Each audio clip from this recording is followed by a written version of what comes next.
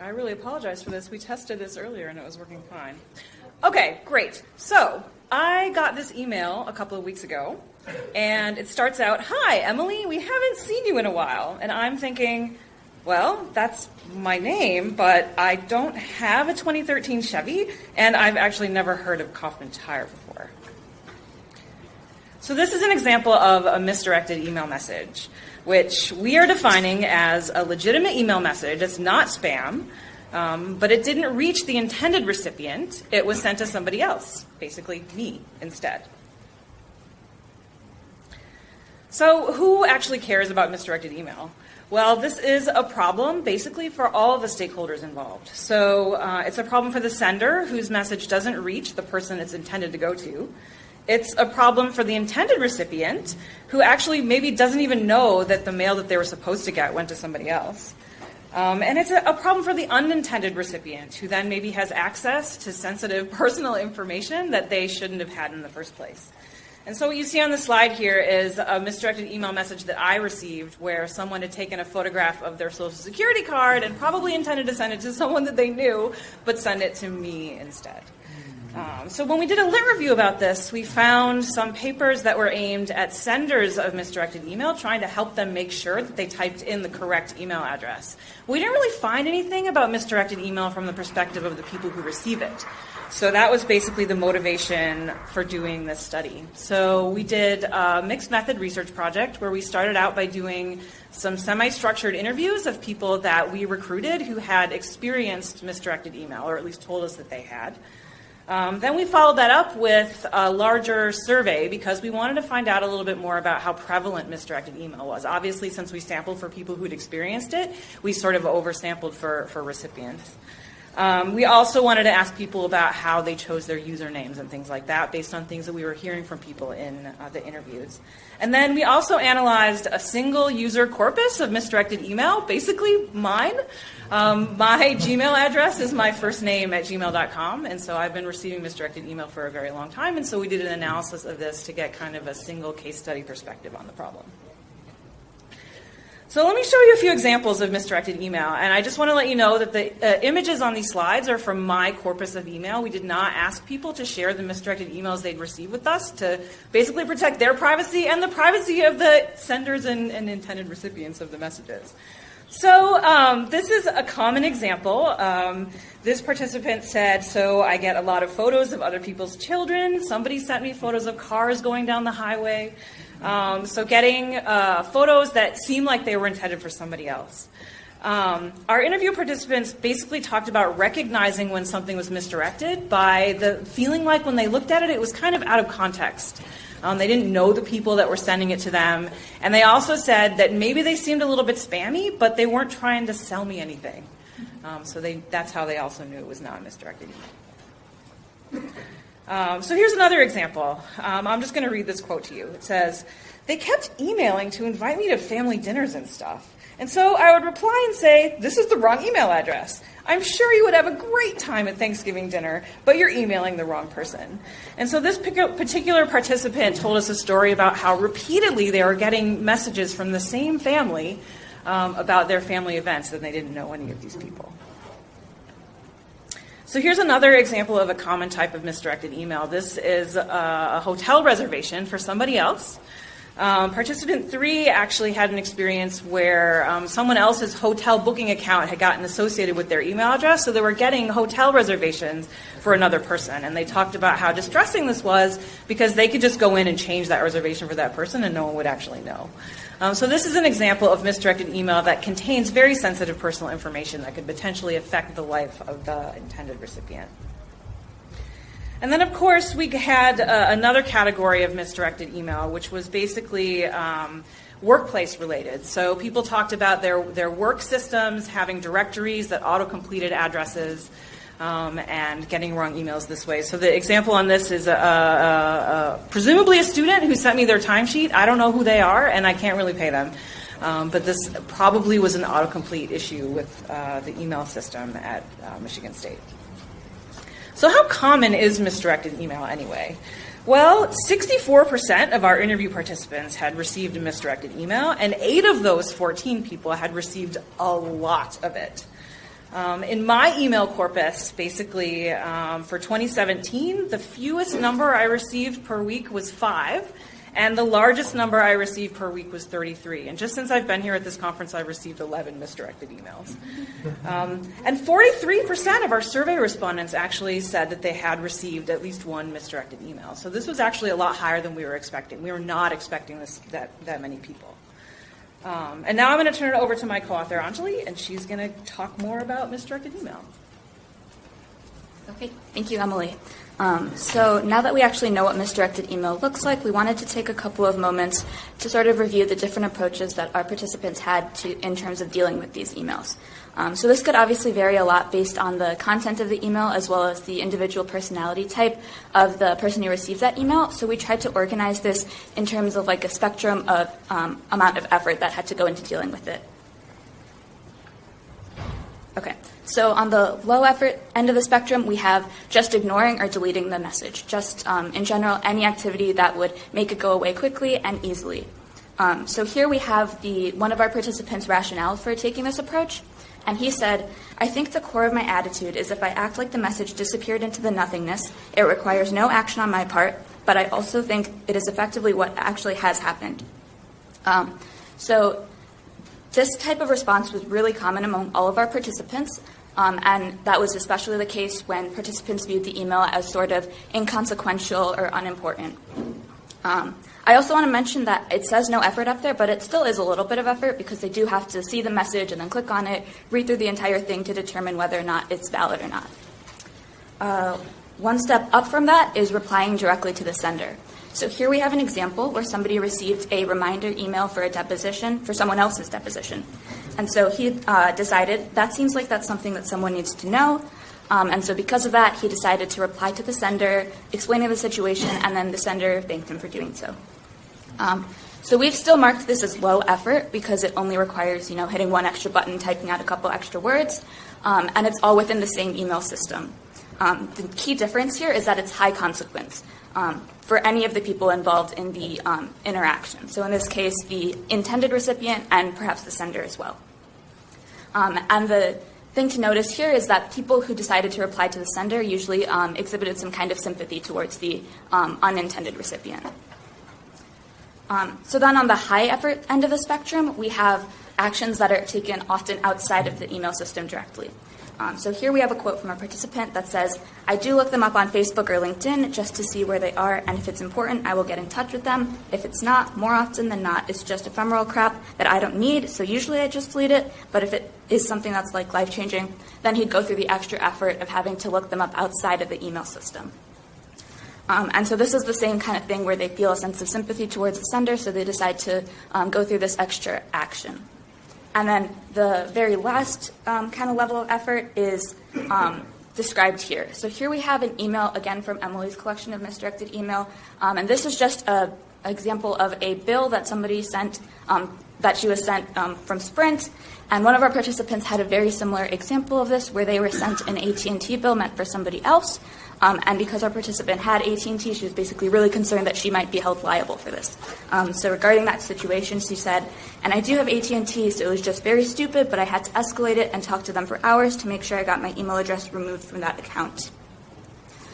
So in this case, the difference is that it's high consequence to me. That is the unintended recipient, our participants. So now, hopefully, we have a better understanding of why this is kind of a burdensome thing for the unintended recipient to have to deal with. So we're going to transition now into talking about why this happens. So the obvious answer for that is that it's just sender carelessness. So this is just like typos or similar email addresses, two things that are often compounded by the fact that email systems tend to autofill in email addresses after you type in the first few characters, as well as just general inattentiveness and not noticing that you're making a mistake. So participant 19 summed this up for us with this quote. That's where I start typing in a name and it autofills with the wrong person. Same first name, wrong last name, but I don't notice and it gets sent. So that obviously makes sense, and one of our participants even said, when asked about possible solutions for this, he just said stronger coffee so that people would notice when they're making a mistake. It turns out it's a little more difficult than that, as we found here. But actually, the same first name, wrong last name thing that participant 19 noticed was actually a really good point, because we tended to notice a lot of people observing these naming collisions that were going on. So this refers to people having noticing that they are having the very similar names or sometimes the exact same name as other people. And so here we have a couple of quotes that demonstrate that. I'll read one of them for you guys. So honestly, I grew up thinking that my name was a very uncommon and rare first name. It turns out that it's much more common in the English United Kingdom area, far more common than I ever thought. And participant 16 summed up the entire trend that we noticed by saying, I think I probably am on the lower end of receiving them anyway because my name is different. I think probably the more unique your name is, the more infrequently you get this happening to you. So this is mostly about in-person, real-life, first name, last name kind of situation, but that often translates directly into our email addresses as well. All of my email addresses are some combination of my first name and last name, and chances are yours are too. And what that leads to is a sense of attachment to our usernames. So one of our participants, who you'll want to remember for later, said this. To me, like I said, it's my identity. It's just how I relate to people and how people relate to me, especially online. So this particular participant just had his last name as his Twitter handle, Facebook, Instagram, Snapchat, and of course his email address as well. And that kind of demonstrated to us the real sense of attachment that he had to this. And he's not the only one. So this was a graph of our survey respondents' response to the question of which username characteristics were important to them. And as you can see, almost all of the categories somehow relate to meaningfulness or memorableness. And in fact, the only one that is about uniqueness or distinctness is 65 of our 300-something participants. So obviously, memorableness is a much bigger priority for them. And what that leads to is just a general unwillingness to change usernames. So participant 2, our friend from before, said when asked if he would consider changing his username, no, again, that's on them. They're the ones that are they're putting the wrong information, so that's all on them. I'm not going to change who I am because they keep screwing up. So that speaks to the attachment angle, but there's also a very practical one of it's just difficult to change your email address since it's connected to all different things. And related to that, participant 1 said, I feel like I've had it for so long that it's a relative inconvenience compared to what it would be to get a new email address. So unfortunately, it's not as simple as just telling someone to change your email address to avoid this happening. So now shifting away from this, we're going to talk about another type of misdirected email that we noticed a lot, and that is the misdirected account creation email. So this is the situation that happens when you get an email from an account asking you to verify an account that you don't remember creating. So here we have 2 examples, again from Emilee's email, but these are actually pretty different in an important way. So the one on the left from Snapchat has both a confirm email account and a disavow link to disassociate your email. But the one on the right from Shopkick does not contain any mechanism for easily disconnecting that account from your email address. And when this is the case, it led to our participants having to resort to some more creative methods of disassociating their account. And this was changing account information of the account creator. So in this case, we have the quote on the top that describes someone hypothesizing about what they could possibly do now that they had access to this account. And so she said, I can probably change their plane reservations in this case because I can get the confirmation number. And when I do it for myself, that's all you need. You don't need to put in much more effort because I can obviously go in and change people's passwords in their accounts. And participant 2, the guy from before, even went as far as to admit having actually done this. So he got a confirmation email from Snapchat. Someone had taken just his last name account that he wanted. So he went to Snapchat's email or to Snapchat's website, put in the forgot password link, and then went back and did what he described as stealing the account back. So in this case, we see that misdirected email has some more consequences beyond just a minor inconvenience for the recipient of it. I'm going to turn it back to Emilee now. Thank you. All right, so I'm just going to sort of summarize a couple of the higher level patterns that we saw. So we basically learned that misdirected email seems to happen because email addresses serve these 3 different functions. So the first function is a representation of social identity online that's easy to remember and easy for people to type in. And we found that these naming collisions occur when people who have similar names but don't know that they have similar names to other people create email addresses that are then very similar to these unknown other people. Email addresses are also a representation of a technical destination where email is supposed to arrive. And this causes problems when people use an email account to sign up for something, and then the email is actually coming from a third-party intermediary.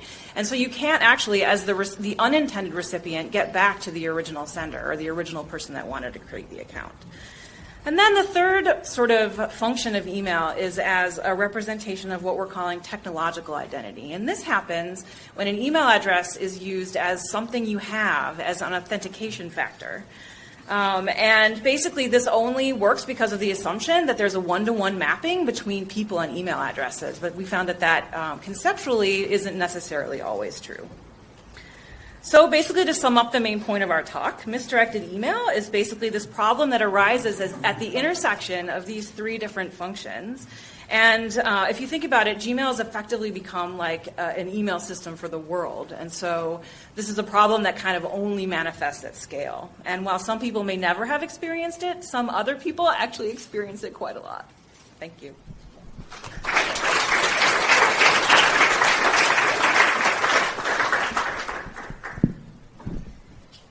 Hi, Shruti Sanan, Cornell University. This is really interesting work.